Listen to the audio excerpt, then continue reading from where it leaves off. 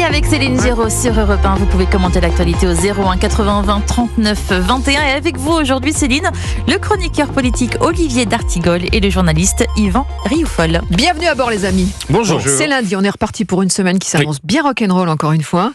Avec ce matin les premiers pas de ce gouvernement, à peine nommé déjà sur le pont, gouvernement composite. Alors avant de revenir sur les passations de pouvoir, il y avait un petit café ce matin serré, avec l'équipe resserrée justement, les messages percutants, irréprochables et modestes. Agir plutôt que de communiquer, pas d'esbrouf. Vous l'avez trouvé comment, ce Michel Barnier au petit déjeuner? Irréprochable et modeste, c'est mieux que douteux et vaniteux. Bon, ce sont toujours des éléments de langage. Il doit imprimer son style. On a déjà eu un aperçu lors de la passation des pouvoirs à Matignon face à Gabriel Attal. On a vu ce matin s'égrener les autres passations de pouvoir qui sont à la fois des moments qui peuvent révéler des tempéraments, des moments très humains, mais aussi beaucoup de politique sur les premières annonces. Tout ça se met en place après 16 jours d'attente entre la nomination de... Mais quand même, les mots ont leur importance. Oui, pardon, j'insiste, sûr, quand toujours. il dit « j'attends de vous que vous soyez irréprochable et modeste », il a parlé d'humilité, agir à l'action plutôt que la communication. Cela est bien évidemment, on peut l'interpréter comme un autre petit tacle concernant une surcommunication, notamment de l'ancien jeune Premier ministre Gabriel Attal, qui était un orfèvre en la matière. C'est le retour d'un style, j'ai envie de dire, peut-être plus épuré. Flegme, rassurant. Michel Barnier, voilà, il a voulu imprimer tout de suite son style. Oui, d'ailleurs, il faut se souvenir quel avait été son premier acte politique dès l'annonce de sa nomination. Il s'était précipité dans un hôpital, à l'hôpital Necker. C'est vrai. Et là, il nous a fait comprendre hier que sa priorité nationale serait de s'occuper de la santé mentale. Donc, on voit qu'il a conçu son rôle comme étant un rôle, en tout cas, d'apaisement. Qu'il vient au chevet d'une France malade. Alors, certes, cette France malade mériterait d'aller aux urgences. Lui, il distribue des Doliprane, mais c'est déjà mieux que rien. Donc, il est dans ce rôle-là, dans ce rôle de calmer les choses. Mais simplement, quand il dit qu'il va la jouer modeste, il n'a pas beaucoup de choix, parce que son socle politique est très faible. Ça a déjà été dit 20 fois, je ne vais pas y revenir. Mais il avait fait preuve tout de même d'un peu plus d'optimisme lors de sa passation de pouvoir, car je l'avais bien entendu dire 3 ou 4 fois qu'il entendait tourner des pages et qu'il entendait être en rupture. Oui, c'est vrai, il a beaucoup parlé de rupture. Et on avait compris, en tout cas moi j'avais compris qu'il voulait être en rupture avec le macronisme. Or, on se rend compte, malgré tout, que non seulement il n'a pas rompu avec le macronisme, mais quand même il va l'accompagner, parce que c'est le macronisme qui a gagné dans son gouvernement. Il n'est pas maître de son gouvernement. Macron a imposé ses ministres. D'abord, il a imposé le renouvellement de 7 des ministres ou secrétaires d'État sortants. Le reste est majoritairement macronien, alors que Macron a tout de même perdu toutes les élections. Et donc, et en plus, Barnier n'a pas réussi à imposer ni un ministère de l'immigration, ni un ministère de la famille, ni même un ministère de la laïcité. Donc, il y a quand même, il a raison de se dire qu'il va être modeste, mais il s'est embarqué dans une galère. Et on va décortiquer un petit peu justement ces passations de pouvoir. Ce matin, l'une qui était très attendue, c'était celle qui se jouait à Beauvau entre Gérald Darmanin et Bruno Retailleau. On va l'écouter, Bruno Retailleau, justement. 3 priorités, vous les retiendrez facilement. La première, rétablir l'ordre. La deuxième, rétablir l'ordre. La troisième, rétablir l'ordre. Les Français veulent plus d'ordre. D'ordre dans la rue, d'ordre aux frontières. Et cette demande, elle nous vient pas des Français de droite ou de gauche. Elle nous vient de l'immense majorité des Français. Et elle nous vient d'abord des Français les plus modestes. De celles et ceux qui n'ont pas les moyens de se protéger des conséquences terribles de tous ces désordres. C'est pour eux que l'on se bat. Voilà, Bruno Retailleau ferme, le ton est ferme, l'ordre, un épiphore important pour signaler qu'il reprend les choses en main. Oui, dans ce nouveau gouvernement où il y a beaucoup de nouvelles figures qui peut-être se feront connaître dans les prochaines semaines, à coup sûr, Bruno Retailleau est le plus identifié, le plus connu. Le ténor, qui puisait, on l'a vu, sur un portefeuille Beauvau qui a suscité beaucoup de tensions avec d'autres profils qui étaient possibles, dont celui de M. Wauquiez à un moment donné. Nous verrons, il aura certainement 2 choses sur sa feuille de route. D'abord, quelle politique du maintien de l'ordre, en effet, il vient de le dire, avec des dossiers assez chauds comme le narcotrafic qui a fait l'objet d'un rapport sénatorial très intéressant venant d'ailleurs de la droite LR au Sénat, où il faudrait vraiment consacrer beaucoup de moyens, quid de l'avenir de la police judiciaire, et sur le texte immigration, très certainement que sa feuille de route sera de faire faire rentrer de nouveau dans la loi les articles qui ont été retoqués par le Conseil constitutionnel. C'est très certainement sa feuille de route. Mais une marge de manœuvre quand même limitée. Est-ce qu'il va pouvoir exécuter et faire tout ce qu'il a envie de faire ? Terriblement limité. Alors on verra bien, naturellement, mais terriblement limité, parce qu'il est sous surveillance permanente du Rassemblement national, cela a été dit. Il est sous surveillance permanente du président de la République lui-même, qui lui a mis en face de lui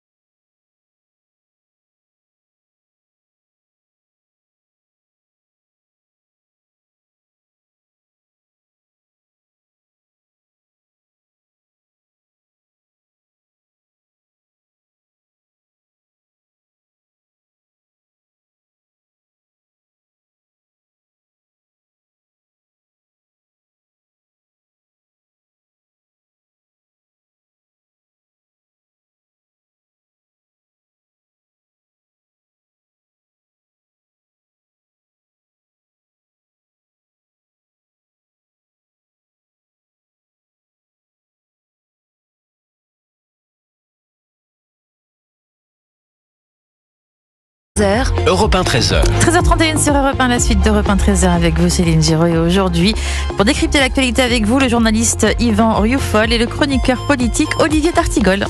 Et notre auditeur Philippe qui nous écoute à Lens. Bonjour Philippe. Bonjour Céline. Merci de nous appeler Europe 1 13h pour réagir sur ces premiers pas du gouvernement. On parlait justement de ce ministère de l'Intérieur, Gérald Darmanin, Bruno Retailleau. Vous l'avez trouvé comment ? Bruno Retailleau, je ne doute pas de ses bonnes intentions, mais ce dont je doute, c'est est-ce qu'il aura les moyens de ses ambitions ? Il pourra faire preuve de fermeté tant qu'il n'aura pas besoin de l'action des juges. Et puis, en second point, si l'arsenal judiciaire ne suffit pas, est-ce qu'il pourra faire voter des lois ? Et s'il peut faire voter des lois, est-ce qu'il ne va pas encore trouver au travers de sa route le Conseil constitutionnel et les institutions européennes.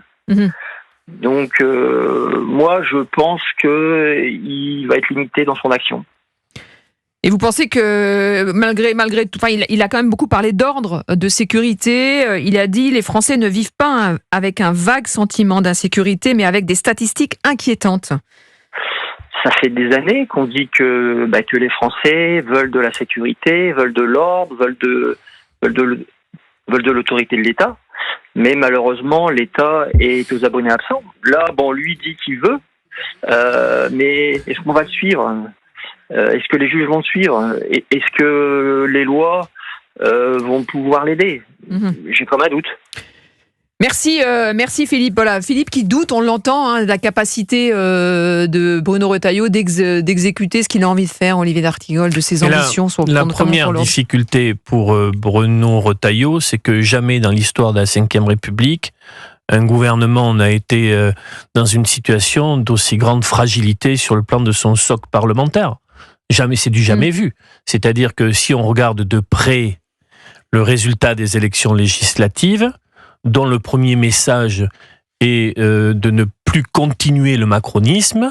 Nous avons aujourd'hui un bloc présidentiel avec LR et Elliott qui fait à peu près 220 voix, donc très loin des 289, et on sait très bien que dans cette équation parlementaire, le RN est faiseur de roi à Matignon et faiseur y compris de ministres. Ils ont retoqué des personnalités, compris au sein même du gouvernement.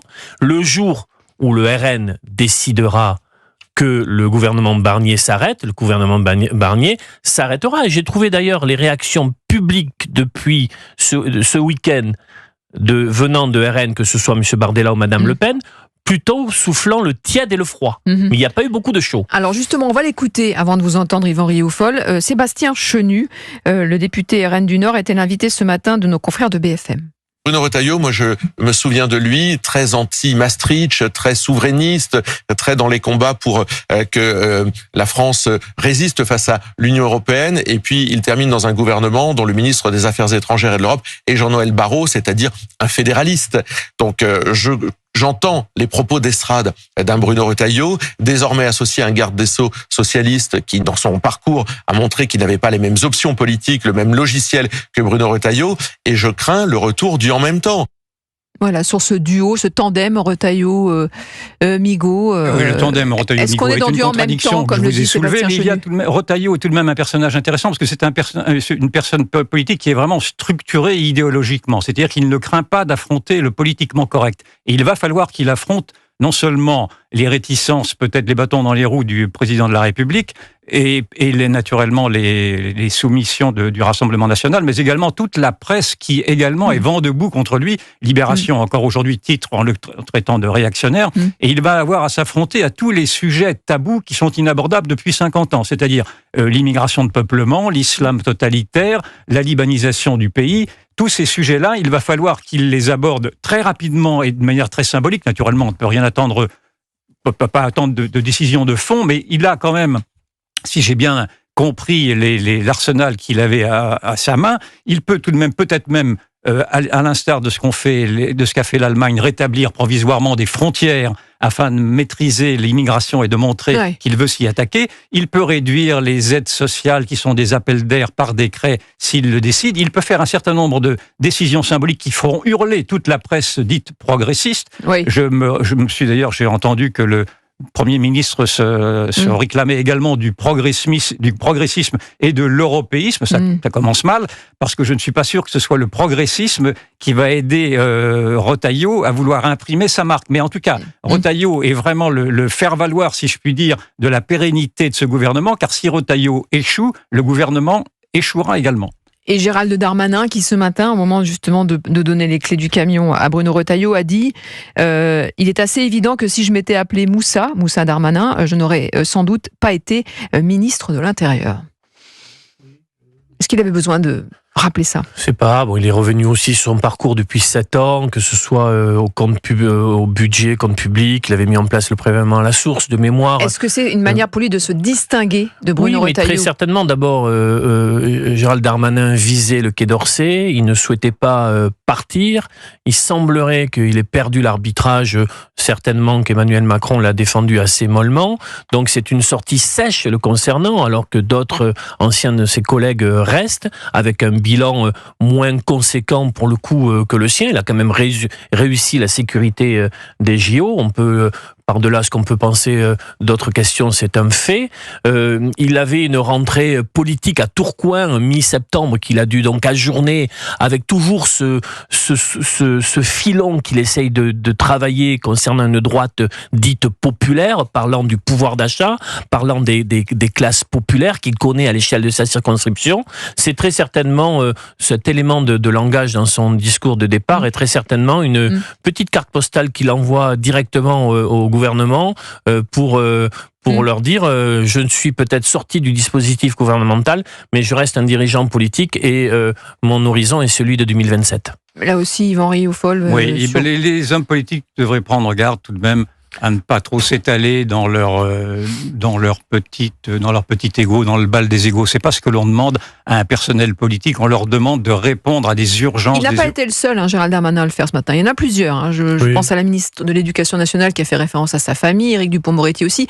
Il y a une forme de nombrilisme. Oui, il y a beaucoup de ministres qui se réclament de leur maman, mais etc. Est-ce qu'il n'y a pas une forme de nombrilisme le Premier ministre aussi. Moi, je trouve ça détestable. On attend d'un personnel politique qui soit à la hauteur des enjeux, et les enjeux sont historiques. C'est-à-dire que vous avez une France aujourd'hui qui est en déclin, une France qui s'effondre à tout point de vue. On ne va pas en faire l'inventaire ici. Est-ce que c'est une forme de pipolisation? C'est une forme de pipolisation, naturellement. C'est le bal des égos. Or, je pense que le personnel politique n'a pas pris conscience du dégoût qu'il suscite auprès d'une opinion qui se détourne précisément de la politique pour la raison même qu'elle ne représente plus, et ce gouvernement en est le symbole éclatant, qu'elle ne représente plus la société française. Ce gouvernement est conduit par les perdants des législatives. Et donc, ne serait-ce que ceci, c'est un scandale démocratique que l'on n'a pas abordé aujourd'hui, mais qui est abordé ailleurs, et qui est un scandale démocratique qui s'ajoute à l'autre scandale de 2005 où les Français avaient rejeté la Constitution européenne qui avait été malgré tout réintroduite dans leur dos. Donc ça fait 2 fois de suite que les Français sont cocufiés, pardon de parler ainsi, mais c'est bien comme ça qu'ils le ressentent.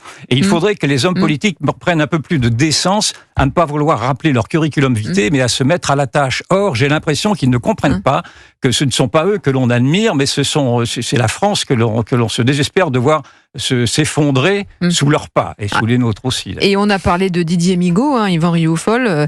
Eh bien, c'était la passation de pouvoir très attendue aussi du côté de la place Vendôme, cette fois, avec le départ donc d'Éric Dupond-Moretti, le garde des Sceaux. Écoutez Mayalène Trémollet qui a assisté à cette passation de pouvoir. Oui, je ne suis pas venu ici pour faire carrière, commence Éric Dupond-Moretti qui se félicite d'avoir donné des moyens inédits à la justice et évoque tout ce qui reste à faire, comme la lutte contre le narcotrafic par exemple. Il insiste surtout sur la nécessité de se concentrer sur la loi de programmation pour la justice. Il est indispensable, monsieur le garde des Sceaux, que la loi de programmation pour la justice que j'ai portée soit respectée. Une trahison de cette loi serait un signal dévastateur adressé à tous ceux qui servent notre justice. Issu de la gauche, président de la Haute Autorité pour la transparence de la vie publique, Didier Migaud promet de son côté une justice plus proche des citoyens, plus juste et plus rapide. J'affronterai, comme je l'ai toujours fait, je crois, les situations qui posent problème. Je pense à l'administration pénitentiaire ou à la protection judiciaire de la jeunesse, mais je sais qu'il y a aussi beaucoup d'autres défis. Un discours bref et sobre qu'il conclut sans détour par une formule directe au travail et aux actes. Voilà, on a entendu Mayalène Trémollet sur cette passation de pouvoir. Oui, ces deux-là, Éric Dupond-Moretti et Didier Migaud, ne passeront pas leurs vacances ensemble. Il y a de lourds contentieux sur les dernières années. Éric Dupond-Moretti... C'était cordial, c'était pas chaleureux, mais c'était cordial. En tout cas, quand on gratte un peu ce vernis-là, bien sûr, du fait qu'on se comporte bien, mais Éric Dupond-Moretti a eu des mots très sévères sur la Haute Autorité de la transparence de la vie publique, parce qu'elle était à l'amorce des difficultés judiciaires qu'il a eues par le passé, décrivant ces structures comme un truc populiste de mémoire, Migaud ayant jugé ses propos par le passé lamentables. La façon dont il a exigé que la loi de programmation soit respectée à son successeur, il y avait une forme un peu mais il a raison, parce que Éric Dupond-Moretti a obtenu des arbitrages budgétaires conséquents sur la dernière période. 7 milliards ça nous a un peu échappé, mais à 10 milliards aujourd'hui. Oui, bien sûr, donc c'est intéressant, bien sûr, pour un budgétaire, pour un ministère frappé de clochardisation sur un très grand nombre de dimensions. On parle beaucoup de la justice pénale, mais si on regarde la justice civile, c'est quelque chose de catastrophique. Et d'ailleurs, Didier Migaud, dans l'ordre protocolaire de ce nouveau gouvernement, arrive tout juste après le Premier ministre. C'est un signal qui a été donné. Nous voyons comment il se comporte. Ne le présentons pas comme un homme de gauche, un zadiste, qui fréquente depuis des années les allées de la tête de l'humain. Ce n'est pas le cas. C'est un ancien du Parti Socialiste. Oui, mais il quitte le Parti Socialiste en 2010. Il est nommé par Nicolas Sarkozy à la tête de la Cour des comptes. Il a une sensibilité de gauche, on peut le dire ou pas? Non plus. D'accord. Il est sorti des radars. Je vais vous répondre. Il est sorti des radars. Il est sorti des radars. Oh, mais quelle pioche. Il est sorti des radars en 2010. Personne ne voulait. Plus d'engagement politique depuis quand même donc 15 ans. Il est nommé par Nicolas Sarkozy président de la Cour des comptes. Et après, il va se... Non, mais le parcours s'est arrêté en 2010. Vous le présentez, vous verrez. Mais de toute façon, je prends date. Vous le présentez comme représentant de la gauche, il ne l'est pas. Il a une sensibilité de gauche. Vous pouvez au moins admettre ça. Mais pourquoi donnez-moi, mais parce que tout simplement, j'aime bien la vérité. Je ne vois pas l'intérêt. J'aime bien comme vous la vérité. Et présenter aujourd'hui Didier Migaud comme une incarnation de gauche, ça fait rire le Landerneau. Enfin voilà, en tout cas, c'est la seule personnalité de gauche. Je ne crois pas que le Landerneau rit à cela. En tout cas, moi, je n'oublie pas son parcours, je n'oublie pas son parcours socialiste, je n'oublie pas malgré tout qu'il est marqué politiquement, contrairement à ce que vous dites. Alors peut-être qu'il s'en était détaché lorsqu'il était dans des fonctions. Est-ce que le costard n'est pas trop grand pour lui? C'est la question que j'ai envie de vous poser, Yvan Rioufol. Là, c'est toujours pareil, on ne peut pas juger comme ça avec abrupto, on verra bien. Mais en tout cas, s'il y a une urgence pour remettre à plat ce ministère, c'est de le sortir de l'idéologie. Son prédécesseur se flattait de vouloir combattre systématiquement le Rassemblement national et d'en faire une idée fixe. Combattant le Rassemblement national, il combattait toute une partie d'une société, d'une classe moyenne la plus vulnérable, et il n'a pas vu qu'il se coupait précisément des gens ordinaires. Et aujourd'hui, ce qui s'impose, c'est pas Taubira, c'est dans la lignée de Taubira. Et ce qui s'impose aujourd'hui, tant au ministre de l'Intérieur qu'au ministre de la Justice, c'est de se confronter confronté au réel. Et le ministre de la Justice ne doit naturellement pas répéter les âneries du garde des Sceaux d'alors, disant qu'il y avait un sentiment d'insécurité. Vous avez noté d'ailleurs que Retailleau a dit qu'il y avait une insécurité et qu'il fallait rétablir l'ordre. Ce n'était pas ce que l'on entendait de la part du garde des Sceaux Dupond-Moretti. Et vous en avez parlé, c'est pas Christine Taubira, mais c'est pas non plus Éric Ciotti. On va en parler justement d'Éric Ciotti qui annonce quitter les LR. Il on va en parler dans quelques instants. On se retrouve tout de suite sur Europe 1, 13h jusqu'à 14h avec vous. Europe 1, il est 13h45. Europe 1, 13h.